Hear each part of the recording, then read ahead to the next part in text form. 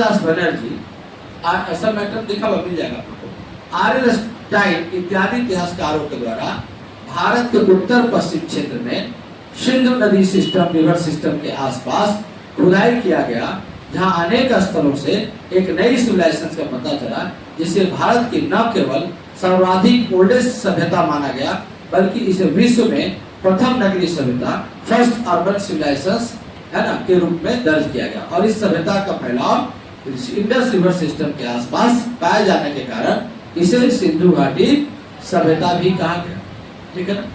तो जो आपका जो इंडस सिविलाइजेशन है सिंधु घाटी सभ्यता, इसका जो हम अभी बता रहे हैं कि आपको इंग्लिश में भी पीडीएफ होगा, जैसे टर्मिनोलॉजी हम साथ साथ लेते चलेंगे। ठीक है ना। अब देखिए, जब 1920 का दशक आया, 1920 का जब डेकेड आया, तो 1920 के डेकेड में, ठीक है ना, कुछ हिस्टोरियन थे, ठीक है ना। सबसे बहुत पहले इस सभ्यता के बारे में देखिए, सबसे पहले एक हिस्टोरियन थे जो इंग्लैंड के थे, वो आपको पाकिस्तान वाले क्षेत्र में उन्होंने दौरा किया, और दौरा करने के बाद उनको महसूस हुआ कि भारत के जो पंजाब है, पाकिस्तान है, राजस्थान है, वहां पर सिंधु नदी किनारे लगता है कि कोई सिविलाइजेशन है। अभी पिछला एग्जाम में यही क्वेश्चन पूछा नहीं, और तो ये सबसे पहले बार बताने का प्रयास जो शंका जाहिर की थी, वो सबसे पहले किसने कौन सन किए थे कि यहाँ पर कोई सिविलाइजेशन हो सकता है? चार्ल्स मैसन थे, जिन्होंने फर्स्ट टाइम ये उनको लगा कि मोहनजो हड़प्पा के पास कुछ टीला इन्होंने देखा और कहा कि लगता है यहाँ पर कुछ न कुछ है। और लेकिन उस समय इतना पैसा था, न रिसोर्सेज था, कुछ नहीं। इसलिए क्या किया गया कि इनके बातों को कोई ध्यान सरकार नहीं दी, और फाइनेंशियल भी था। तो टीले की चर्चा सबसे पहली बार क्वेश्चन पूछेगा, हड़प्पा की चर्चा किसने की? किसने हड़प्पा के बारे में डिस्कस किया? Charles Masson, 1826। This is the question, है ना। यही क्वेश्चन पिछला बार किस एग्जाम पूछा आपको याद है? दरोगा किसी में भी जस्ट पूछा कि हड़प्पा की डिस्कशन या उसके बारे में सबसे फर्स्ट बार किसने चर्चा की? तो वो आपके थे Charles Masson, 1826 first time Charles मैसन। इसके बाद आगे जब बढ़ा तो पाकिस्तान में रेलवे लाइन का सर्वे करते समय 1853 एक है ना, एक अंग्रेज थे जॉन कनिंघम ने हड़प्पा के पास कुछ रिमेन्स, कुछ अवशेष है ना, ह्यूमन सिविलाइजेशन के कुछ रिमेन्स को उन्होंने देखा, कुछ अवशेष को देखा, और उनको लगा कि यहाँ पे कोई सिविलाइजेशन है। तो दूसरी चर्चा किसने किया? John Cunningham. पहली चर्चा किसने किया? चार्ल्स मैसन। और रेलवे लाइन जब लाहौर से कराची बिछाई जा रही थी, तो बिछाने के क्रम में कुछ खुदाई हुई तो दीवारें मिलने लगी। तो कहा कि उस समय इंग्लैंड हमसे बहुत आगे था, कहा कि लगता है कि सिविलाइजेशन, ठीक है ना। लेकिन ये कहा कि उन्होंने छोड़ दिया। लेकिन ये फोकस में आ गया था, रेलवे लाइन की खुदाई हुई थी तो बहुत सारी चीजें मिले थे, तो अंग्रेजों ने उसको पढ़ना लिखना कुछ चालू किया, तो दिमाग में तो था। और 53 के बाद हमारे 54 में अंग्रेजों के द्वारा एजुकेशन पॉलिसी को इंट्रोड्यूस किया, that was Wood's dispatch, and Wood's dispatch for the Magna Carta for the education system. और फर्स्ट टाइम हमारे यहाँ यूनिवर्सिटी बेस्ड एजुकेशन 1854 में अंग्रेजों के द्वारा वुड्स कमीशन या वुड्स डिस्पैच के रूप में।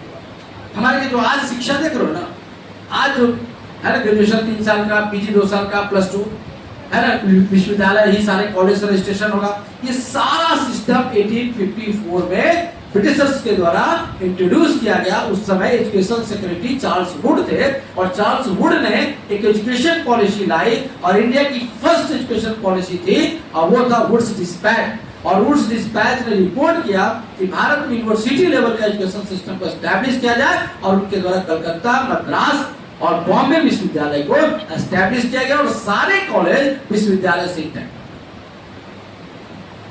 अब उसमें वुड्स कॉलेज बन गया, तो उसमें संकाय भी हो गए।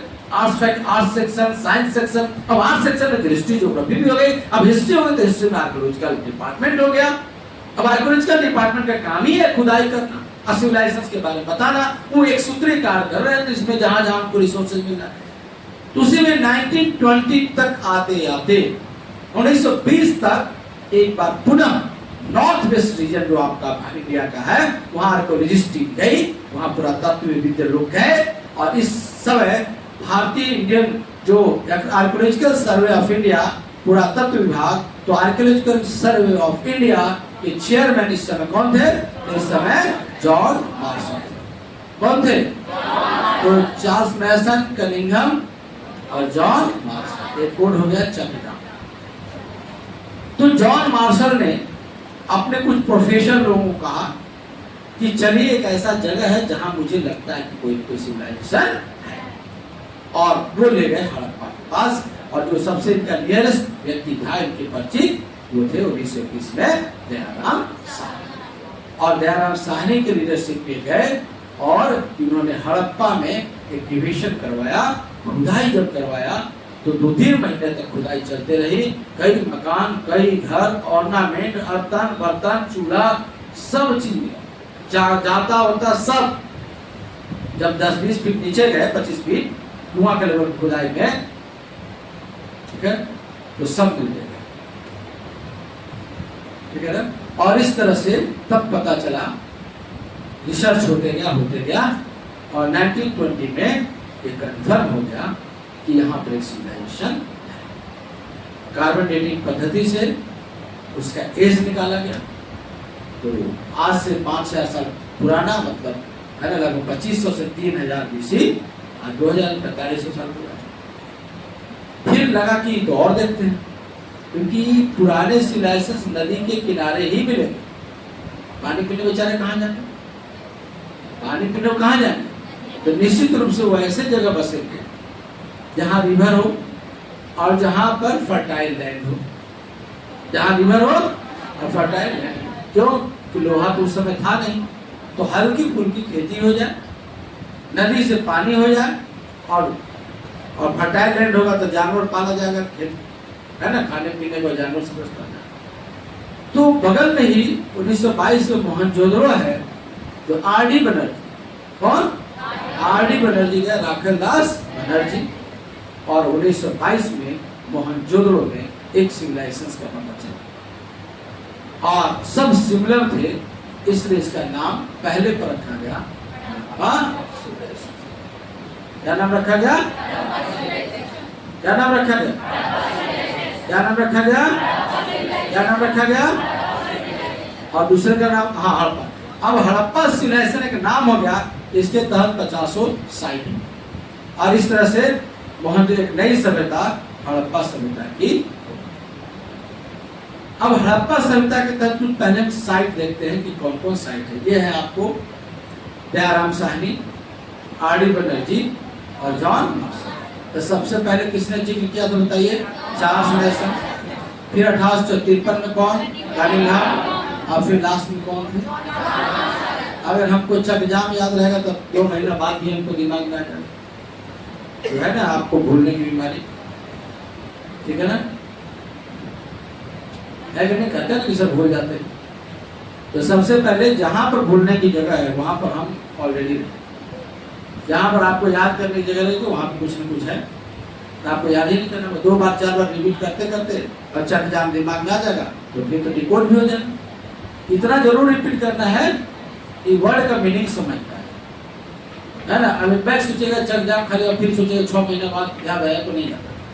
चार्ल्स मैसन, कनिंघम, जॉन मार्शल, एकदम नेचुरल स्टडी होगी, समझ रहे? नेचुरल स्टडी का मतलब क्या? दिमाग रिसीव करे, रिएक्ट नहीं करे, है ना। जो भी पढ़े तो टेंशन नहीं होती क्या पढ़ा है, सर समझ नहीं, सीधे एकदम, है ना। आंख और दिमाग दोनों का रिश्ता रहे, जो आंख देखी वही दिमाग बताए, जो दिमाग बताए वो आंख से देखिए, तभी आपको समझ आएगा। अब देखिए, तो इसके पहले कि हम जो पहला बताते हैं, वो पहले अपने हम सिंधु नदी सभ्यता उसके बारे में बताते हैं। तो पहले देखिए, ये जो हमारा रिवर है उसके बारे में समझिए।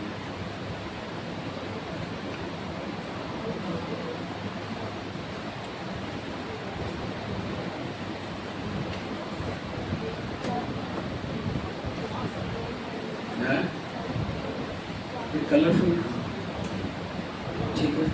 देखिए ये आप देखिए, पहले रिवर सिस्टम देखिए, ये आपका चाइना है जिसे मानसरोवर झील है, मोटा मोटी बता रहे हैं ज्योग्राफी के अकॉर्डिंगली। यहाँ पर कई ग्लेशियर हैं, यहाँ से एक नदी निकलती है सिंधु। कौन सी नदी निकलती है? ये देखिए आपका सिंधु नदी है। कौन सी नदी है ये है आपकी सिंधु नदी। चाइना से निकलती है और इंडिया में पहले जम्मू कश्मीर बोलते थे, अब इसको लद्दाख बोलते हैं। क्या बोलते हैं? तो सिंधु नदी कश्मीर में जाती ही है। इस तरह से सिंधु नदी लद्दाख होते हुए पाकिस्तान में इन करती है और इस तरह से इन करते हुए आपको अरब सागर में क्लियर। सिंधु नदी, अब सिंधु नदी के किनारे ही आपका मोहनजोदड़ो है। सिंधु नदी के किनारे कौन है बताइए? है ना, देखो इधर सिंधु नदी आ रही है ना। बोर्ड पे जाए देखिएगा, जो आप लिखिएगा सब लाइन बाई लाइन लिखा हुआ है, जितना लिखिएगा सब मैटर में। तो अभी लिखने का ज्यादा प्रयास, रिटर्न वर्क एकदम मत करिए, क्योंकि सारा ये जो आप लिखेंगे वो आपको पसंद लिख कर रखना, क्योंकि हर बैच में पढ़ाने को अनुभव के आप यही चीज लिखिएगा। जैसे जो बोर्ड उसी में से लिखिएगा ना, वो सारा हम लिख लिया पहले, तो पढ़िएगा तो सब आ जाएगा। तो दोबारा मेहनत क्यों करिएगा? सिंधु नदी ऐसे बह रही है, तो सिंधु नदी का राइट बैंक इधर दाहिने से क्वेश्चन पूछा था कि मोहनजोदड़ो सिंधु नदी के किधर है, लेफ्ट है कि किधर है? राइट। जैसे नदी बह रही है, मान लो बीच में नाव लेके चल रहे हैं, तो इधर हो गया। अब ये हो गया राइट, तो ये है आपका मोहनजोदड़ो। क्या है? क्या है ये? मोहनजोदड़ो। और उसके बाद मोहनजोदड़ो हो गया। उसके नीचे जो आप देख रहे हैं रेड कलर में, ये है आपकी झेलम नदी। क्या है? ये है झेलम। ठीक, क्लियर। अब उसके नीचे ग्रीन में जो देख रहे हैं वो है चिनाव, और इस चिनाव के पास एक शहर लिखा हुआ है जिसका नाम है यहाँ पर मांडा। क्या लिखा हुआ है? एक शहर लिखा हुआ है जिसका नाम है वहां पर मांडा, जिसका नाम है मांडा। ठीक, बताएंगे अभी। तो सिंधु और मांडा, तो इंडस सिंधु घाटी सभ्यता, इंडस वैली सिविलाइजेशन का सबसे जो नॉर्थ ईस्ट पॉइंट है, सबसे उत्तर में जो शहर मिला है वो मांडा है, जो कि चिनाव नदी के किनारे, जो कि चिनाव नदी के। तो देखिए आपको, यह है सिंधु, यह है झेलम, यह है चिनाव। अब उसके नीचे देखिए एक और नदी है, झेलम चिनाव, ये क्या है? रावी। ये आपका रावी नदी हो गया। ये आपका क्या है? रावी नदी। ठीक, और रावी के बाद एक और नदी आपको दिखा रहे हैं, यह है सतलज। ये कौन सी नदी है? सतलज। ध्यान समझिए, ये सतलज। सतलज के किनारे यहाँ जब हम लोग पढ़ेंगे दूसरे मैप में, तो इसके नीचे यहाँ पर रोपड़ है, पंजाब। कौन है? रोपड़। ठीक है। अब एक और नदी है जिसका नाम है व्यास। कौन सी नदी है? कौन सी नदी है? व्यास। व्यास नदी इंडिया से निकल के इंडिया में ही रह जाती है, ये पाकिस्तान में नहीं जाती। बाकी सारी नदियां पाकिस्तान में। कौन सी नदी पाकिस्तान में? सिंधु रिवर सिस्टम की कौन सी नदी पाकिस्तान में नहीं जाती? कौन सी नहीं जा रही है? ये भारत से इधर जा रही है? नहीं, ये यहीं पर किसमें मिल गई? सतलज। ये व्यास नदी किस नदी में जाके मिल रही है? ये सतलज है। सॉरी, ये आपको कौन सा है? सतलज है। और सतलज में ही कौन सी नदी जाके मिल रही है? व्यास। यहाँ नाम लिखा हुआ है व्यास। तो पहले तो ये याद कर ले लोकेशन कि सबसे ऊपर में कौन सी नदी थी बताइए? सबसे ऊपर में कौन सी नदी थी? सिंधु, इंडस। उसके बाद कौन है बताओ? झेलम। उसके बाद उसके बाद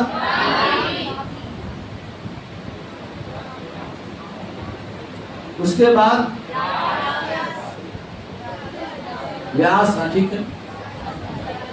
और उसके बाद तो इसका एक कोड है झेचा राविस।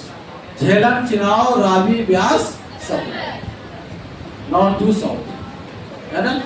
सिंधु, झे, चा, रावी, झेलम, चिनाव, रावी, ब्यास, ठीक है।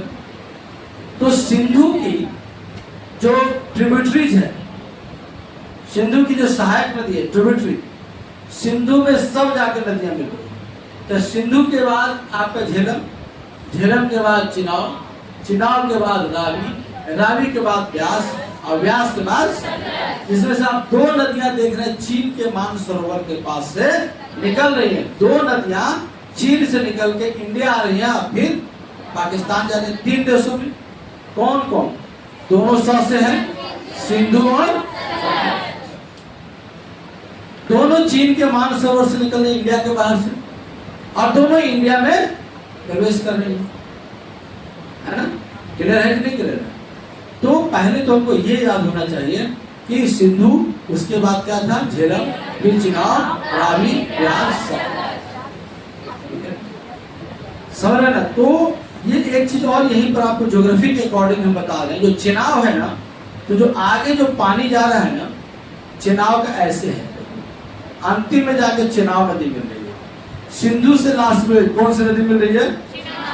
ग्रीन कलर किसका है भाई? ब्यास का छोड़ दो, छोटा सा। ये ग्रीन कलर किसका है? चिनाव का। ग्रीन कलर किसका है? किसका है? किसका है ये? अब बताओ, चिनाव में ही झेलम मिला कि नहीं मिला? चिनाव में ही आगे रावी मिला कि नहीं मिला? और चिनाव में ही सतलज, इसका कलर तो यहीं पे खत्म हो गया। एक बार यही क्वेश्चन आईएएस में पूछ दिया कि आपको रावी, व्यास, रावी मतलब सॉरी, झेलम, रावी और सतलज, झेलम, रावी और सतलज किस नदी में मिलती है ना? किस नदी में मिलती है? एटलस से क्लियर ही नहीं होता था। पिछला बार आइए सब क्वेश्चन, ठीक है ना।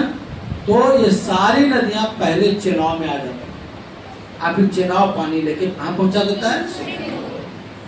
तो सबका पानी जो सिंधु में गया, तो सबका पानी सिंधु में गया, इसलिए सिंधु की सहायक हो गई, ट्रिब्यूटरीज हो गए। Tributaries are tributaries of Indus, सारा पानी लेकर सिंधु में, है ना। तो सिंधु की झेजा, रावी, झेलम, चिनाव, रावी, व्यास, सतलज। न्यू स्टूडेंट को समझ लीजिए कि है ना, लगभग 2004-05 से दिल्ली में पढ़ा रहे थे, ठीक है ना, समझ रहे हैं। और यहाँ से दिल्ली में पढ़ाने के बाद कई दौर देखे, कितना अनुभव है। तो लगातार आईएएस में हम लोग ऑप्शनल था, पीटी में भी मेंस, हिस्ट्री ऑप्शनल था। तो अब तो बहुत कम पढ़ना है, हम लोग उस जमाने में पढ़ते जब 2-2 ऑप्शन होता था और एक ऑप्शन पीटी। तो जो क्वालिटी मिलेगी अनपैरेलल मिलेगी, उसके लिए निश्चित रहिए कि दूसरी जगह कहीं मिल जाए। और हर चीज हम धीरे धीरे पूरा करेंगे। आप लोग का सारा जो हमको कहते मेरे दिमाग में रहता है, बस खाली उसके लिए इरिटेट मत करिए। हर नीड को पूरा धीरे धीरे हम कर देते हैं, समय हमको दीजिएगा, ठीक है ना। तो जैसे से होता है व्यवस्था हम कर देते हैं, आप लोग को चिंता नहीं करना। जो अल्टीमेटली रिजल्ट हमको नहीं, आपको रिजल्ट से मतलब है, जो रहेगा पढ़े उसका रिजल्ट, आपको रिजल्ट से मतलब है, तो रिजल्ट होगा। तो वहां से लेके यहाँ तक की यात्रा समझ में आ रहा है ना। तो इतिहास में आपको क्लास बिल्कुल मत छोड़िए। आप लोग शायद नहीं जानते हैं कि हम कब से पढ़ाई कर, वो तो भगनी मेरी लगती है, अरे है? तो ये सब तो जान रही है कि कब से हम घर के सारे लोग जान रहे हैं। तो वहां से यहाँ तक की हमारी यात्रा है। थोड़ा सा आपको नए रहिएगा, जैसा किया है तो एकदम इनका बैकग्राउंड इंजीनियरिंग और दिल्ली से इंजीनियरिंग का गैट मैट क्या क्या होता है, सब इंजीनियरिंग साइड से बहुत ऊपर तरह का पढ़ाई की है। अब एकदम शिफ्ट चेंज होगा, तो शिफ्ट चेंज होगा तो 1.5-2 महीना तो आपको थोड़ा सा अनहेल्दी तो अच्छा लगेगा ही, क्योंकि आपके टेस्ट से अलग है। तो उससे हड़बड़ाना नहीं है, ठीक है। जो न्यू स्टूडेंट आए हैं, नर्वस नहीं होना है कि इतना भीड़ में बैठ गए, बगल वाले आप बहुत लोग कुछ जान रहे हो, पूछेंगे तो फट से बताएगा, तो बताएगा तो बस समझिए 12 महीना बैठा हुआ 3 बार पढ़ चुका है, ठीक है ना। कई लोग 2 बार पढ़ चुके हैं, तो आंसर बताएगा तो आप प्रभावित मत हो। हाँ, ये गारंटी उनसे भी 4 क्वेश्चन आप ज्यादा बता सकते हैं अगर आप ठीक से पढ़ लें। इंडस वाली सिवा से ठीक से पढ़ लो, जरूर 4 क्वेश्चन वो अच्छा एग्जाम याद रखेंगे और याद रखेंगे, बहुत सारी चीजें रिविजन करके छोड़ ही दिया होगा, आप उतना कर लीजिए, उनसे ज्यादा नंबर लेके आइएगा। कई लोग स्टूडेंट आते हैं, फ्रेशर आते हैं और बैच में टेस्ट देते हैं, उसका तीसरा चौथा पोजीशन मिल जाता है, और उसी बैच में 18 महीने 14 महीना से लोग कर रहे हैं तो पोजीशन कुछ नहीं, ठीक है। तो ये सब ध्यान रखिएगा, ठीक है। तो ये आपका इंडस वैली सी लाइसेंस था। तो अब इसमें जब लोकेशन हम देखिए, ठीक है, तो ये जो भारत का आप मैप यहाँ पर देख रहे हैं, अब ये जो लाइनें देख रहे हैं, अब आपको बिना पढ़े इन लाइनों का अर्थ समझ में आ रहा होगा क्या। अब ये लाइन देख रहे हैं मैप पर, ये नदी का, अब एक बार जाने तो ऐसे लाइन देखे तो समझ में आ गया ना। लो स्टूडेंट बताइए, आप तो समझ में आ गया लाइन क्या है, नहीं आया? आया समझ में? तुमको बोल रहे, हाँ नहीं आया, थोड़ा बहुत आया। ये बताओ ये कौन सी नदी हो सकती है ऊपर वाली? है तुम लोग झेंचर आवेश याद होगा, सिंधु। ये कौन सी नदी होगी चीन से? कौन सी नदी आपसे बता रहा है। अच्छा ये लास्ट वाली कौन सी होगी आप बताइए? सब तब तो पूरा आ रहा है, तब डिस्काउंट में क्या बोल रही? इतना समझ में आया ना, इतने तो बताइए है ना। झेंचर आवेश याद है, झेलम। तो दूसरा नदी कौन सी होगी बताइए? चा। तीसरा नदी कौन सी हो जाएगी? झेंचा रा। कौन सी हो जाएगी? है ना, ये कौन सी हो जाएगी? व्यास। अभी तो और कुछ बताया नहीं, और कुछ भी बताया ही नहीं। तो जब अब देखते हैं हम लोग, जब सिंधु घाटी सभ्यता जब के बारे में पता चला, ठीक है ना, तो जब ये सिविलाइजेशन आया, ठीक है ना, यहां पर देखिए, तो कुछ प्लेस लोग ने जब खुदाई करना चालू किया,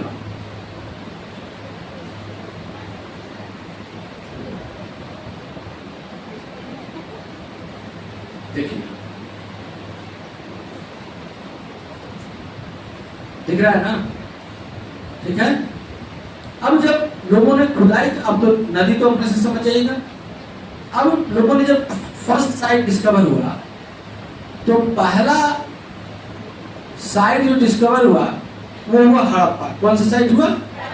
ये हड़प्पा जो था रावी नदी के किनारे था। तो सिंधु, झेलम, चिनाब और रावी, ये कौन सी नदी है बताइए? ये आपकी रावी नदी है। ये कौन सी नदी है? ये रावी नदी, ये आपकी रावी नदी है। देखो यहां लिखा हुआ है एरो पर। तो दयाराम साहनी जब गए 1920 में 21 में, तो उन्होंने रावी नदी के किनारे जिस जगह को खोदा था वो जगह ये था, और इस जगह का बाद में जो नाम हो गया, इसका नाम रखा गया हड़प्पा। क्या नाम रखा गया? तो this was the first sight है ना, which was discovered by the archaeologist। और इस सिविलाइजेशन में जो भी विशेषता मिली, इसलिए इसको कर दिया गया हड़प्पा सभ्यता। क्या कर दिया गया? क्या कर दिया गया? क्या कर दिया गया? अब हड़प्पा सभ्यता है ना, जिस तरह का जो भी चीज मिला तो पढ़ेंगे बाद में। फिर 1921 में था दयाराम साहनी, कुछ लाया और तो फिर एक और जगह कुछ टीला वाला दिख रहा था ऊपर में, तो जब उसका लार्ज एक्विजिशन किया गया, तो 1922 में राखल दास बनर्जी ने श्री सिंधु नदी, डायरेक्ट सिंधु नदी के दाहिने जो प्लेस मिला, उसका नाम था, रखा गया मोहन जोड़ दो। ठीक, हड़प्पा सभ्यता नाम था, तो हड़प्पा सभ्यता का दूसरा साइट कौन हुआ? ठीक है ना। फिर देखिएगा इसी सिंधु नदी के लेफ्ट साइड में एक और प्लेस आगे चलकर 1929 के आसपास, 27 के आसपास मैटर लिखा हुआ है, मिला चरबुद्रो, दिस वाज आल्सो, है ना। तो एक और अगला साइड मिल गया, सबके बारे में लिखा जाने लगा, यहाँ से आपको बहुत सारे सामान मिले। फिर उसके बाद इस साइड में आमरी, ठीक है ना। यहाँ पर एक नदी अलग से है, इस नदी का नाम जो सिंधु रिवर सिस्टम में नहीं है, जिसका नाम है दास्क रिवर, और इस दास्क रिवर के नीचे इस जगह पर एक साइट मिला जिसका नाम था सुतका गेंडोर। क्या नाम था? पाकिस्तान के बलूचिस्तान प्रांत में है। किस प्रोविंस में है? पाकिस्तान के Balochistan. And this was the, है ना, आपको वेस्ट कोस्ट, ये सबसे, है ना, आपको वेस्ट में सबसे वेस्ट में पाए जाने वाला ये साइट है। इंडस वैली सिविलाइजेशन का सबसे वेस्ट साइट कौन है? सुतका गेंडोर। और इसी तरह से आपको पूरब में मिला यहाँ पर यूपी के मेरठ के पास आलमगीरपुर। क्या मिला? आलमगीरपुर मिला, तो है ना। This was the western most and this was eastern most. ये सबसे पश्चिम में सुतका गेंडोर मिला, सबसे पश्चिम में सुतका गेंडोर मिला, तो सबसे पूरब में आलमगीरपुर मिला। इसकी जो पूरी लंबाई चौड़ाई रही इसका 1600 किलोमीटर। और इसी तरह से नॉर्थ मोस्ट में क्या मिला? मांडा। और आपको साउथ मोस्ट में नीचे जाइएगा तो यहाँ पर महाराष्ट्र में दैमाबाद। तो ये सिंधु घाटी की जो बाउंड्री रही, ठीक है ना, बाउंड्री रही, तो साउथ मोस्ट में सिंधु घाटी सभ्यता का आपको महाराष्ट्र में क्या रहा? दैमाबाद, है ना। और उत्तर में क्या रहा? मांडा, है ना। तो नीचे में दैमाबाद, ऊपर में मांडा, और नीचे में, तो मांडा याद है तो दैमा तो इसमें लिखा हुआ है, एम और डी लिखा हुआ, एमडी जानते हैं मेडिसिन। तो मांडा से ही दैमा निकल, मांडा याद है ना, तो डी से क्या होगा? दैमा। अगर आपको मांडा याद है तो दैमा तो फिर भी मिल गया। उत्तर में कौन है? मांडा। और दक्षिण में कौन है? उत्तर में कौन है? मांडा। और दक्षिण में कौन है? उत्तर में कौन है? मांडा। और दक्षिण में कौन है? नॉर्थ में, साउथ में, उत्तर में, साउथ में। क्लियर है ना। और वेस्ट में कौन है? सुतका गेंडोर। और ईस्ट में कौन है? वेस्ट में सुतका गेंडोर, ईस्ट में सुतका गेंडोर, सुतका गेंडोर, सुतका गेंडोर। अब ये मेरठ में है, मेरठ में गाजियाबाद के पास है। अब मेरठ में यहाँ पर हिंडन नदी बनती है। कौन सी नदी? कौन सी नदी? हिंडन रिवर। हिंडन रिवर पर आपको मालूम है हिंडन एयरपोर्ट भी है गाजियाबाद, एयरफोर्स का वहां पर प्रैक्टिस होता है। तो वेस्ट में सुतका गेंडोर है दास रिवर के किनारे, और आलमगीरपुर है हिंडन रिवर के किनारे। मांडा है चेनाब रिवर के किनारे। तो दैमाबाद है प्रवरा, गोदावरी की ट्रिब्यूटरी है प्रवरा। दैमाबाद है प्रवरा नदी के किनारे। दैमाबाद किसके है? प्रवरा। ये इसका जो चौड़ाई है 1600 और लंबाई है वो 1400। कुल एरिया जो है वो 12,99,600 किलोमीटर है ना। कुल एरिया कितना है? 12,99,600 किलोमीटर। कुल एरिया कितना है? तो सिंधु घाटी सभ्यता की सबसे नॉर्थ मोस्ट साइड कौन है?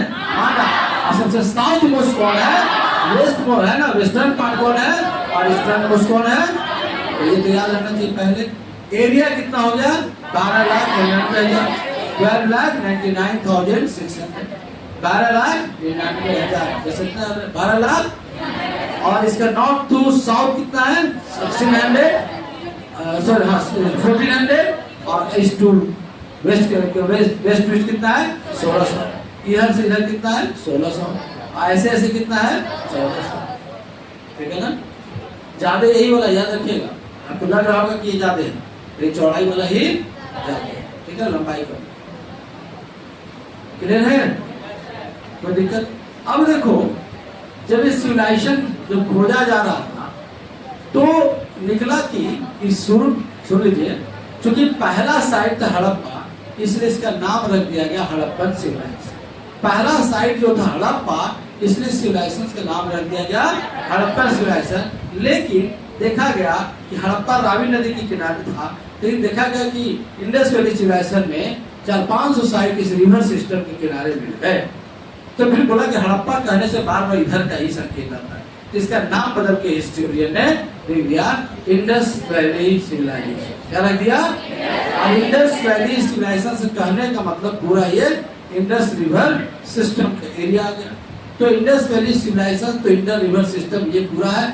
लेकिन कुछ सालों बाद ये बहुत बेहतरीन सिविलाइजेशन था, जिसमें तो फर्स्ट अर्बन सिविलाइजेशन है ना ऑन द अर्थ, ये पहली विश्व की नगरीय सभ्यता थी सिंधु घाटी। फर्स्ट अर्बन सिविलाइजेशन, पहली बार शहर इसी में बने थे। वो आगे इसका हम बताएंगे शहर कैसे बने थे। पूरा एकदम ग्रिड सिस्टम था, एवं रोड थे, इस तरह के आपको इनके town planning was and very extraordinary feature of the Indus valley civilisation.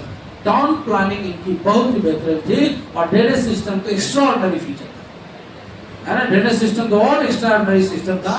किस तरह से पाइपलाइन थी, किस तरह से ड्रेन था इनका, किस तरह चैम्बर थे, ये सब खुदाई मिला हुआ है, ठीक है। तो इसको सिंधु घाटी सभ्यता में टाउन प्लानिंग तो गजब थी, वो तो हम बताएंगे इसके फीचर पर। तो यहाँ पर हम बता रहे थे इस जगह पर कि जो सिंधु घाटी सभ्यता थी, तो इसके इस रिवर सिस्टम के किनारे तो आपने मोहनजोदड़ो, चरनगुलो, हड़प्पा, है ना, मांडा, ठीक है ना, और बहुत सारे 50-100 साइट है यहाँ पर, रोपड़ सब मिले। लेकिन कुछ दिनों बाद देखा गया कि इस गुजरात में भी मिले, मेरठ में भी मिले, राजस्थान में भी मिले, जो कि इंडस रिवर सिस्टम के किनारे नहीं है। इनको जब देखा गया कि इस साइट को कि ये तो ठीक है भाई, सिंधु घाटी सभ्यता हमने नाम रख दिया, किसी को कोई परहेज इस नाम से नहीं है। लेकिन जब देखा गया इस सिविलाइजेशन के बारे में, तो ये देखा गया कि ये जो सिविलाइजेशन है,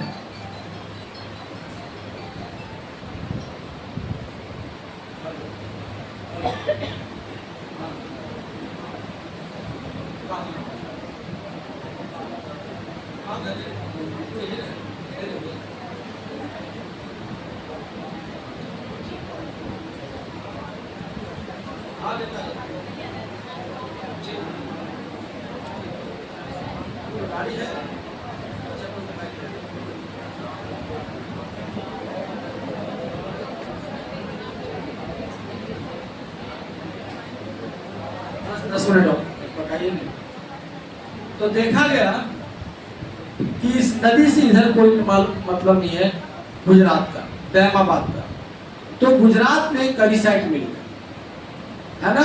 गुजरात में लोथल जो बंदरगाह था समुद्र के किनारे, गुजरात में लोथल के ठीक ऊपर सुरकोटदा, सुरकोटदा के ऊपर धौलावीरा, और लोथल के नीचे थोड़ा सा एक रंगपुर है। तो देखा गया कि गुजरात में आपको कई साइट मिल गए। कौन कौन साइट मिले गुजरात में?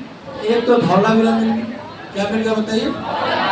धौलावीरा मिल गया। एक साइट इनका सुरकोटदा मिल गया। कौन सा साइट मिल गया बताइए? एक साइट इनका सुरकोटदा मिल गया। ये हो गया सुरकोटदा, है ना। और सबसे फेमस जो इंडस वैली सिविलाइजेशन का जो टाउन है उसका नाम है लोथल, और लोथल के नीचे एक और है रंगपुर। क्या है लोथल के नीचे? एक और शहर है रंगपुर। और महाराष्ट्र में तो दयामाबाद यहाँ पर है। अब ये भी पूछ देता है कि निम्नलिखित में से कौन से साइट गुजरात में नहीं पाए जाते, तो इसका कोड बना दिए। लोथल, उसके ऊपर सुरकोटदा, धौलावीरा और रंगपुर है। इसका कोड बना दिए लास्ट के रंगपुर 2। तो सिंधु घाटी सभ्यता में देखिए एक साइड क्या हुआ आपको बताइए? लोथल। क्या है? लोथल, लास्ट सुरकोटदा, सुरकोटदा ये, और धौलावीरा। ये आपको ऐसे ही जैसा लिख रहे हैं, नीचे सबसे लोथल है और फिर इसके नीचे है क्या, रंग। तो लाश के रंग को धो दो। ये तीनों क्रोनोलॉजिकल है और रंगपुर सबसे नीचे। रंगपुर में ग लिखा हुआ तो गुजरात संबंधित है। तो गुजरात में 4 साइट हमेशा पूछा जाता है कौन गुजरात में है और कौन। एनसीईआरटी में तो धौलावीरा के बारे में पूरा 2 पन्ना लिखा हुआ है। राज्यसभा टीवी पे इसका डॉक्यूमेंट्री है 2 घंटा का। और पता नहीं कितना बार संयुक्त राष्ट्र संघ में ये आपको यूनेस्को के सिटी हेरिटेज साइट में क्या कितना इंपॉर्टेंट है।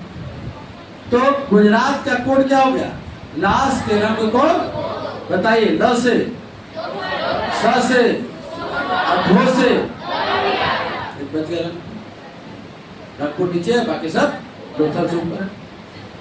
तो जब यहाँ पर भी मिल गया गुजरात में और कुछ दिन बाद आलमगीरपुर में भी मिल गया, मेरठ के किनारे, हिंडन नदी के किनारे, और इधर सुक्का के डोर में जैसा। तो बोला कि भाई देखो इधर वाला तो सिंधु घाटी सबका समझ में आ रहा है, ये वाला सिंधु घाटी कैसे हो गया, ये वाला कैसे हो गया, है कि नहीं। अच्छा, इंडस वैली सिविलाइजेशन जब बोल रहे हैं तो दिमाग में पिक्चर कहाँ का बन जा रहा है बताइए, कहाँ का बन जा रहा है, कहाँ का बन जा रहा है, पाकिस्तान, भारत का बन रहा है। तो फिर ये आपको राजस्थान में बहुत सारा शहर कहाँ से आ गया है ना, कालीबंगा राजस्थान में है, राखीगढ़ी राजस्थान में है, बनवाली आपकी राजस्थान में है। देखिए ये है बनवाली और राखीगढ़ी, ये 2 राजस्थान में, बनवाली राजस्थान, बनवाली हरियाणा में है और राखीगढ़ी भी हरियाणा में है। ये दोनों कहाँ है, हरियाणा राजस्थान में है, ठीक है ना। ये दोनों हरियाणा में है, बनवाली और राखीगढ़ी। और कालीबंगा ये लिखा हुआ है, क्या लिखा हुआ है, कालीबंगा जो है राजस्थान में है, और ये जो है गुजरात में है, ये जो है यूपी में है, मखदमाबाद महाराष्ट्र में। तो कैसे कहे सर खाली सिंधु घाटी सब। तो हुआ कि फिर नाम क्या रखा जाए इसका, है ना, एप्रोप्रिएट नाम क्या होना चाहिए, हिस्टोरियन में डिबेट हो गया। तो इस समय आज का एक कॉमन नाम देना हो तो क्या बोलेगा बताइए, आज का एक कॉमन नाम देना हो तो क्या बोलिएगा, क्या बोलिएगा बताइए, कंप्यूटर युग, ITH बोलेगा ना, ITH बोलिएगा ना। पूरे वर्ल्ड में कौन सा चल रहा है बताइए, कहीं कोई दिक्कत है, इंफॉर्मेशन टेक्नोलॉजी का है या कंप्यूटर एज, है ना।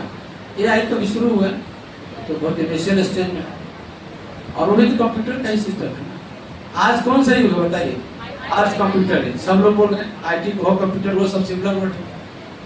तो आज की दुनिया को हम लोग आज कंप्यूटर एज से बुला और कोई नाम नहीं दे रहे, और पूरे वर्ल्ड में सेम है।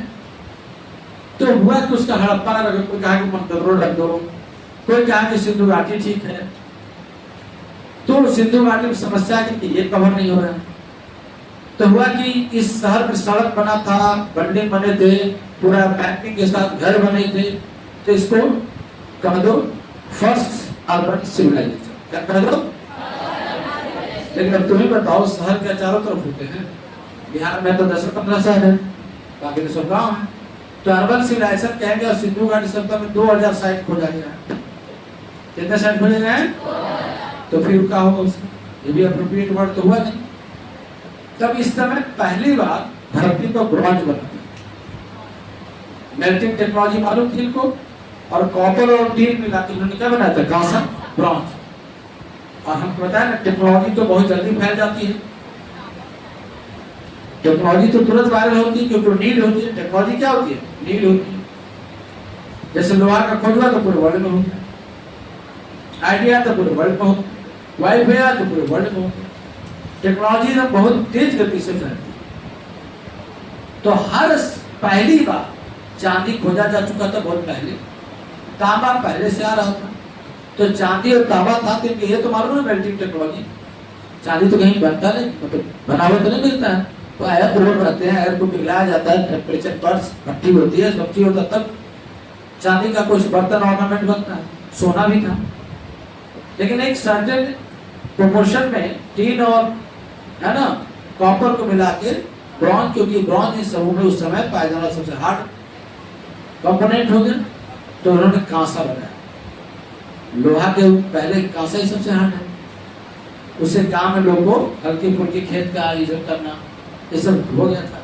तो पूरे संसार में इस समय क्या हो रहा था, ब्रॉन्ज बन रहा था, और इसके खोज करता इंडस वैली वाले थे। तो सिंधु घाटी सभ्यता के हर घरों में कांसे के बर्तन पाए गए थे, जो उस समय की यूनिक, उनके लिए एक यूनिक आइडेंटिटी था, एक यूनिक डेवलपमेंट था। इसलिए अगर इसका नाम हम रख दें ब्रॉन्ज एज सिविलाइजेशन या कांस्य युगीन सभ्यता, क्या नाम रखते हैं, ब्रॉन्ज एज सिविलाइजेशन, तो किसी की कोई आपत्ति होगी? कोई इसमें रीजनल फीलिंग आ रहा है ना, कोई खास एरिया का फीलिंग आ रहा है? नहीं आ रहा। आईटीएच कहने से कोई खास एरिया का फीलिंग, लेकिन हम बोल रहे बॉलीवुड तो बॉम्बे का फीलिंग आएगा। तो इस तरह से आपको इसका नाम क्या रखा गया, ब्रॉन्ज एज सिविलाइजेशन। अब 3 क्वेश्चन है। पहला नाम हड़प्पा, सबसे फेमस नाम, सबसे फेमस नाम और सबसे सटीक नाम है ना, सबसे सटीक, सबसे उपयोग, सबसे सुटेबल, तो ब्रॉन्ज। सबसे फेमस और सबसे पहला, समझ में आ रहा है ना, तो सब आपको आएगा, ठीक है ना। तो फर्स्ट हम लोग और इसको सिस्टमेटिक मैटर ले लीजिएगा आप लोग।